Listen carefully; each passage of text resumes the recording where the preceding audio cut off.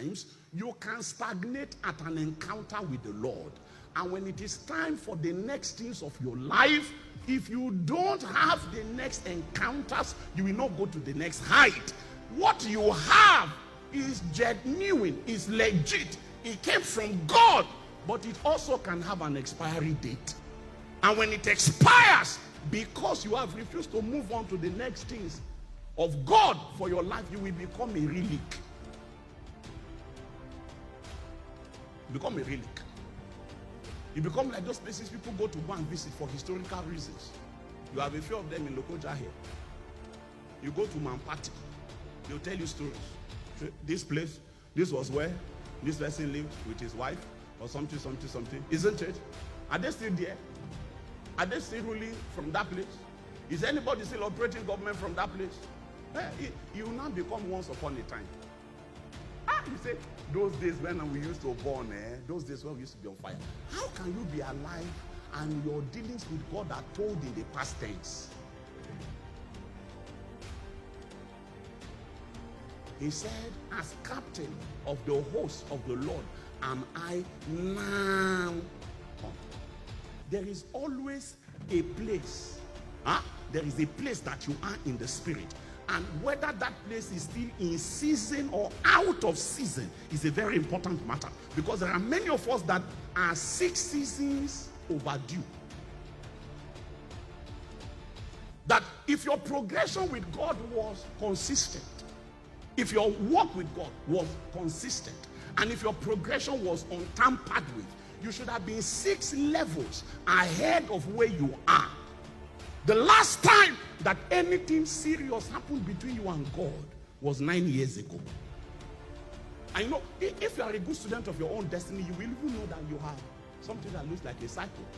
Some persons have important transitions every 2 years. Some people you can tell in the will, by will I mean the cycle of your walk with the Lord. It's like every 3 years you have a critical appointment with destiny. There are cycles. You don't have time for that. Because I could show you in scripture. There's something called times and there's something called seasons. Unfortunately, many Christians are terrible students of their own destiny. I'm not talking about that people, even your own. Like, you are not diligent enough to trace the progression of God's walk with you. You are not a good student of your own walk with the Lord. That's why many of us are dusty in the spirit. Like, dust don't cover you finish. The last time anything significant happened was a long time ago. You're like civil service, you know the way they do it. Your dust, some of you said, it's like even to find your file now is a problem. Your file has been gathering dust somewhere. Nothing has happened. It has not been attended to in 6 years. Because you are such a terrible, terrible follower. I'm saying that there is a place you are that you should not be. Don't try to make yourself comfortable. Don't find something that will help you to be comfortable in a place that you ought not to be in the first place. And I'm saying that the way you move from place to place, number one is encounter. The God of heaven needs to bump into you, and you and God need to share one space in the spirit so that there can be a transfer of life that is required in order to give you the upgrade that you need for the first thing, for the next things of your life. It's not just enough to know. There is a power in the spirit by which the things we know become the things that we are. And that power cannot come in any other way except by divine direct transfer from the Spirit of God.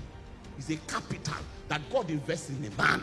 And then he says to you from that point, go and trade with this. Go and trade with this.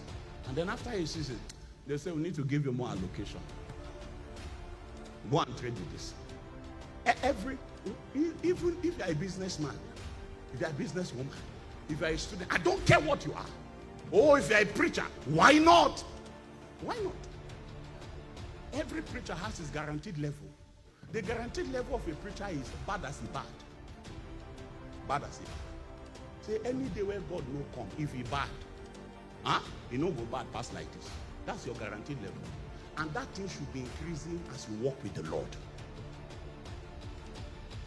For instance, there are some persons that have known him as Savior, but they have not known him as the one that sets the solitary in families. And there might be an encounter that you need from the Lord. Are you there? There are some persons that have even known him as the one that sets the solitary in family. They are married.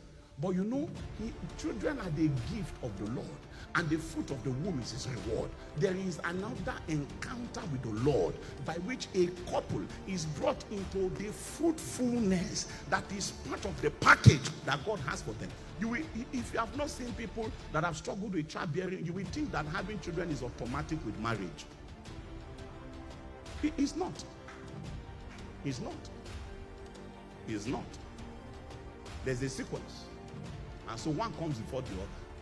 But it is not an absolute that one must always come after the other.